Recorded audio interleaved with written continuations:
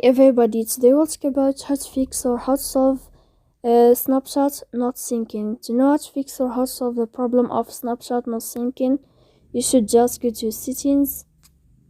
Here we click apps, default apps, app settings. After that you will search here in this list of apps on Snapchat app. Then we click on first stop and you click OK. Here we'll enter to the window of storage. Then we click clear cache, and in the end you can turn off your phone and you can wait a moment to turn on your phone again. If it's not working with you, you can go to Play Store. You can update your app in this blue sign as you see here in this page.